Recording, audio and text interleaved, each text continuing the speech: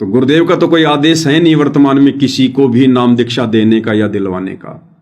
नाम दीक्षा देने का तो किसी को आदेश हो ही नहीं सकता, ना वर्तमान में ना कभी आगे, ना गुरुदेव के जाने के बाद। हाँ, नाम दीक्षा दिलवाने का आदेश जरूर होगा, लेकिन वो कब होगा? वो ठीक का समय आने पर होगा। परमेश्वर किस आत्मा को निमित्त बनाएंगे, किस आत्मा को अधिकारी नियुक्त करेंगे, वो समय आने पर करेंगे। वर्तमान 2025 तक सतगुरु रामपाल जी ने अपनी संगत में से किसी को भी डीवीडी से नाम उपदेश दिलवाने की सेवा नहीं दे रखी है, आज्ञा नहीं दे रखी है, आदेश नहीं दे रखा। किसी भी भगत को उन्होंने अधिकारी नियुक्त नहीं किया है, क्योंकि अभी तो परीक्षा चल रही है, अभी तो छटनी हो रही है कि कौन योग्य होगा और कौन अयोग्य है।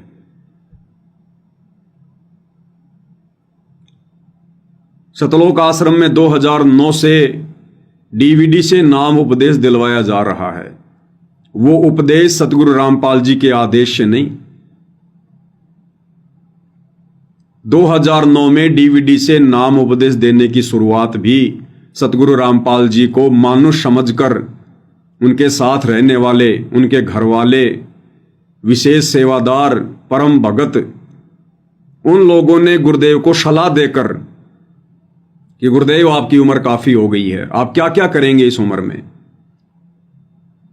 आपने जो 2005 में डीवीडी बना दी है प्रथम नाम और शतनाम की, क्यों ना आप उस डीवीडी को शुरू कर दीजिएगा, वो डीवीडी से नाम उपदेश देना शुरू कर दीजिए। आप क्या क्या करेंगे?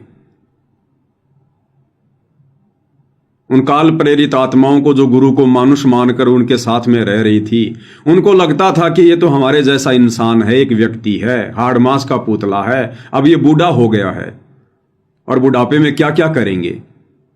इसलिए गुरु को बात बात पर सलाह देना, शिक्षा देना इन लोगों का परम धर्म बन गया था। अब गुरुदेव तो गुरुदेव हैं भाई, जो लीला अपने हाथ में लेते हैं फिर उसमें कमी नहीं छोड़ते। उसके बाद 2009 से भाई और बहनों ये डीवीडी से नाम उपदेश देने की प्रक्रिया शुरू हुई है, परंतु वो गुरुदेव का आदेश नहीं था। आदेश उसे कहते हैं जब गुरुदेव भगवान अपनी इच्छा से, अपनी मर्जी से खुश होकर, प्रसन्न होकर और ये कहे कि बच्चों आज के बाद फला फला भगत, इस भगत को मैं नियुक्त करता हूं, अधिकारी नियुक्त करता हूं, आज के बाद ये भगत डीवीडी से नाम उपदेश दिलवाने की सेवा किया करेगा। या जिस जिस को भी ये भगत कहेगा वही भगत डीवीडी से नाम उपदेश दिलवाया करेंगे। और इस बात को गुरुदेव संगत में सार्वजनिक करेंगे, अपने सत्संगों में सार्वजनिक करेंगे कि मैंने इस भगत को डीवीडी से उपदेश दिलवाने की सेवा के लिए अधिकारी नियुक्त किया है। उसके बाद कोई भी व्यक्ति उंगली नहीं उठा सकता। लेकिन अभी तक सतगुरु रामपाल जी परमेश्वर जी ने किसी को भी अधिकारी नियुक्त नहीं किया है, क्योंकि अभी तक कोई योग्य ही नहीं था। और इसका जीता जागता प्रमाण भाई और बहनों यही है, यदि सतगुरु रामपाल जी ने सन 2009 से डीवीडी से उपदेश दिलवाने की सेवा शुरू की है अपना आदेश देकर, तो उस भगत का नाम बता दीजिएगा जिस भगत को सतगुरु रामपाल जी ने अधिकारी नियुक्त किया है। ये संगत पिछले 10 वर्षों से सवाल कर रही है, क्यों सामने नहीं आता वो व्यक्ति जो ये कहने की हिम्मत कर सके कि मेरे को सतगुरु रामपाल जी ने अधिकारी नियुक्त किया है। अरे अधिकारी नियुक्त करेंगे, किसी एक को करेंगे। यहां तो इन्होंने 600 नाम दीक्षा केंद्र खोल रखे हैं और 600 नाम दीक्षा केंद्रों पर कोई 3000 सेवादार बैठते हैं जो लोगों को उपदेश दिलवाते हैं, और मर्यादा में एक भी नहीं है।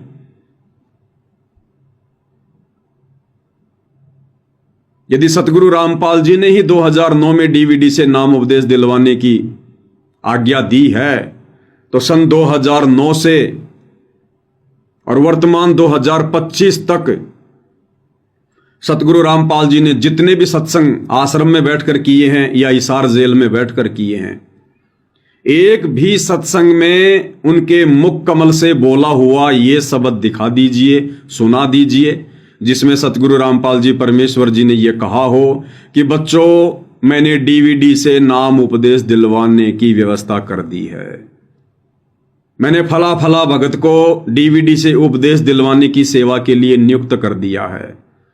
वो डीवीडी शब्द का गुरुदेव ने जिक्र भी नहीं किया, जिक्र भी, क्योंकि ये डीवीडी से उपदेश दिलवाने का कार्य 2009 से भक्तों की सलाह पर हुआ है, गुरुदेव के आदेश से नहीं हुआ। इसलिए भाई और बहनों, ये वर्तमान में जो दीक्षा दी जा रही है मनमुखी रूप से, फर्जी सतलोक आश्रम खोल खोल के, क्योंकि आश्रम अपने धार्मिक धंधे के लिए खोले गए, गुरुदेव का कोई आदेश नहीं है। वे तो परम संत हैं, परमात्मा हैं, उन्हें आवश्यकता नहीं है नकली संतों की तरह ब्रांचें खोलने की। वे धंधा करने नहीं आते यहां पर। उनके वचन सर्वदा एक तरफा होते हैं, दोगली बातें सतगुरु कभी नहीं करते, कभी भी सतगुरु दोगली बातें नहीं करते। और जो दोगली बात करता है वो सतगुरु नहीं हो सकता। फिर एक सत्संग में क्या कह रहे हैं पूज्य गुरुदेव भगवान, ये ऐसे कुसंगत होती है, वो बर्बाद करती है उन्हीं को जो मंद बुद्धि होते हैं। नहीं तो ज्ञानवान तुरंत सोच लेते ये कोई बात है, इतने दिन हो गए गुरुजी ने 15 साल हो गए मैं नाम देते न किसी को ऐसा कुछ कहा नहीं, कोई ऐसी दोगली बात करी नहीं। तो उन दुष्टों ने ऐसी चाल चली कि गुरुजी का आदेश बता दिया, सब बेचारे 10-20 ये उनके द्वारा बताई गई क्रिया करने लगे, तो हमारे उसे खत्म हो गए भगवान के अकाउंट से। अब उनको पता लगा, सभी अपना क्षमा याचना कर रहे हैं, 10-20 खराब हुए थे फिर सेट हो गए, उनको नाम दे दिया। तो परमात्मा कहते हैं कि एक तरफ तक गुरुजी मुझे कह रहे हैं और फिर दूसरे के पास आस्था रख रहे हो, तो उसके विषय में क्या बता रहे हैं कि नार कहावे पीव की और रहे और संग सोए, आस्था किसे में और नकली गुरु की से मान रही ऊपर ले मनते। और कहते हैं जार सदा मन में बसे, आस्था तुम्हारी दूसरे में हो गई है तो फिर खसम खुशी क्यों होए, वो परम पिता परमात्मा धनी हमारा क्यों कर राजी होगा। तो गुरुदेव भगवान उस घटना का जिक्र कर रहे हैं जो घटना सतलोक आश्रम बरवाला में घटित हुई थी। सतगुरु रामपाल जी परमेश्वर जी के सतलोक आश्रम बरवाला में रहते सहते 2 आत्माओं ने आश्रम में नाम उपदेश देना शुरू कर दिया था मनमुखी रूप से। 10-15 दिन हो गए, अंडरग्राउंड ही 10-20 भक्तों को नाम उपदेश भी दे दिया और मूर्खों ने उससे नाम उपदेश भी ले लिया। और वो ये कहने लगे कि गुरुजी के सामने चर्चा मत कर देना, नहीं तो गुरुजी नाराज हो जाएंगे। और मंदबुद्धि भक्तों ने उसकी वो बात भी स्वीकार कर ली। अरे गुरुजी का आदेश और गुरुजी के सामने जाकर कहेंगे कि गुरुजी आपने ये आदेश दिया है क्या, तो गुरुजी नाराज होंगे क्या? लेकिन मंदबुद्धि भक्तों ने गुरुजी से भी नहीं पूछा। और उन मंदबुद्धि भक्तों से जिनमें एक औरत थी, एक स्त्री थी, उससे उपदेश लेना शुरू कर दिया। उसके बाद गुरुदेव भगवान कह रहे हैं कि इस दास को 15 साल हो गई उपदेश देते हुए, आज तक मैंने कभी कोई दोगली बात नहीं करी कभी। तो ये परमात्मा है, परमेश्वर है। जब ये अपने प्रवचनों में कह चुके हैं कि ये डीवीडी से उपदेश दिलवाने की जो प्रक्रिया है ये दास के सतलोक जाने के बाद शुरू होगी, सतलोक जाने के बाद की प्रोसीजर है ये। तो सतगुरु का वचन एक ही होता है, एक तरफा होता है, दोगला वचन नहीं होता। क्या कह रहे हैं गुरुदेव भगवान?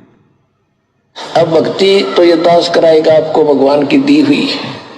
जो सौभाग्यशाली और अच्छी तरह ज्ञान को समझेंगे वो तो सतलोक चले जाएंगे। ये दिक्कत आओगी लास्ट के दिनों में, यानी हजारों वर्ष ये ज्ञान चलेगा, हजारों वर्ष ये साइंस की जो विद्या चलेगी, जो ये टीवी है और ये चिप है, मोबाइल है, इनके माध्यम से ये ज्ञान दिया जाएगा। दास तो चला जाएगा सतलोक, ये 5 तत्वों का शरीर छोड़कर, लेकिन ये इलेक्ट्रॉनिक शरीर रहेगा अभी दास का, ये नूरी शरीर रहेगा। टीवी पर चला करेगा, नाम दिया करेंगे, नाम चलेगा ऐसे, तो फिर सार नाम भी टीवी सीडी से दिया जाएगा। दास के जाने के बाद व्यवस्था की जाएगी। क्लियर कर दिया गुरुदेव ने कि दास के जाने के बाद व्यवस्था की जाएगी। नाम दीक्षा वगैरह सार नाम भी सब टीवी से दिया जाएगा। दास के जाने के बाद व्यवस्था की जाएगी, क्योंकि फिलहाल तो सतगुरु धरती पर हैं, सतगुरु शरीर में हैं, और जब तक सतगुरु स्वयं प्रकट है, विद्यमान है, तब तक डीवीडी से दीक्षा देने और दिलवाने का क्या मतलब है? और यदि मतलब भी है तो सतगुरु इतनी बड़ी सेवा कोई गुपचुप में चलाएंगे क्या?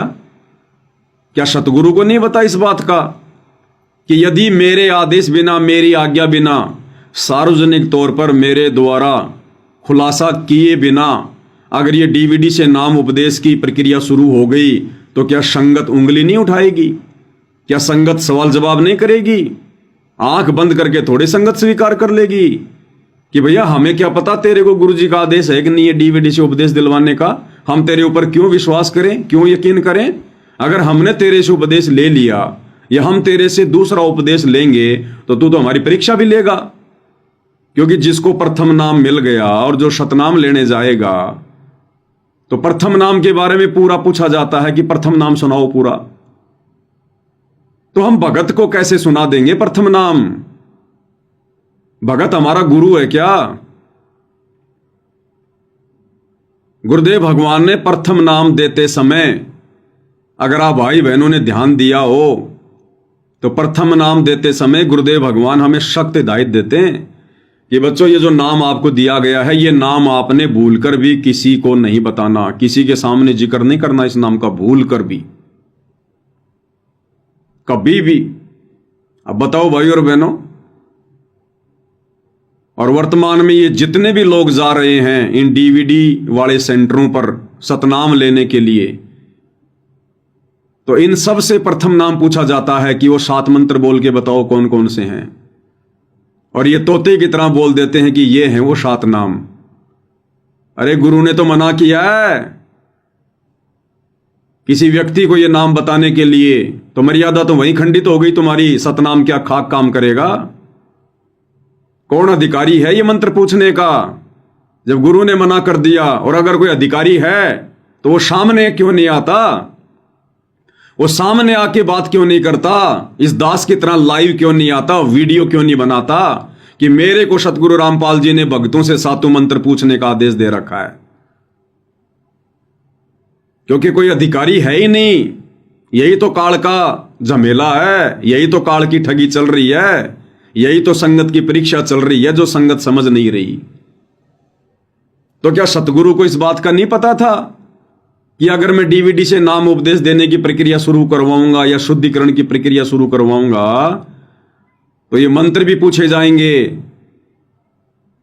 तो ये सतगुरु ने भक्तों की परीक्षा ली है, भक्तों की परीक्षा कि इनकी बुद्धि कहां काम कर रही है। 100 बार उंगली उठेगी, 100 बार। क्या सतगुरु को नहीं पता था इस बात का? लेकिन हम भक्तों की बुद्धि कहां काम कर रही है सतगुरु ने यह भी तो चेक करनी होती है। हम उसी भेड़ चाल में चल रहे हैं क्या? देखा देखी वाले हैं क्या अभी भी सतगुरु से उपदेश लेकर?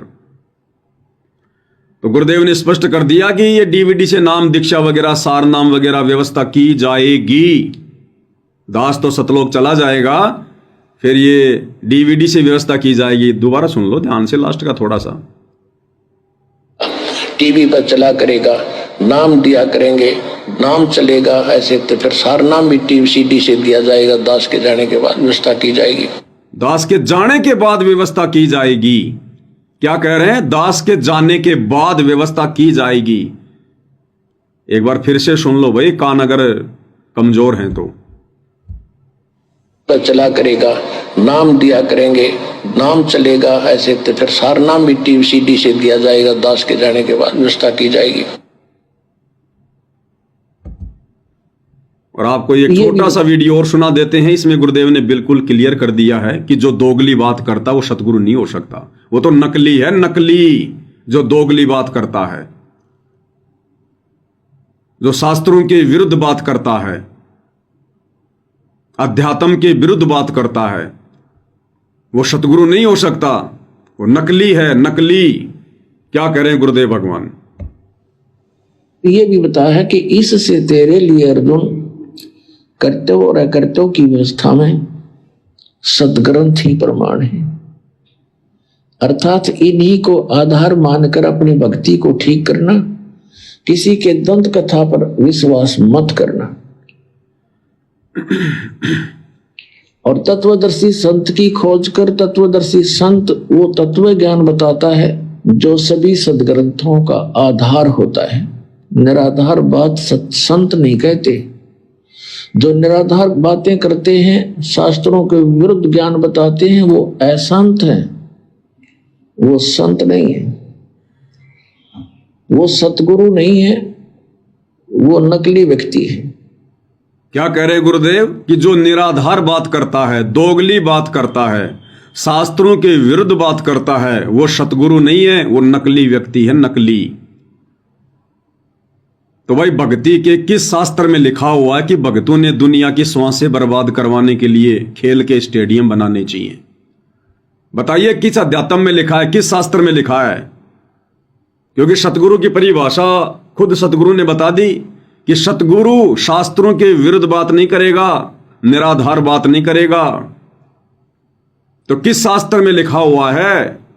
और सतगुरु रामपाल जी के कौन से सत्संग में आदेश है कि भक्तों ने गेम खेलना चाहिए या लोगों के लिए बैडमिंटन के स्टेडियम बनाकर देने चाहिए?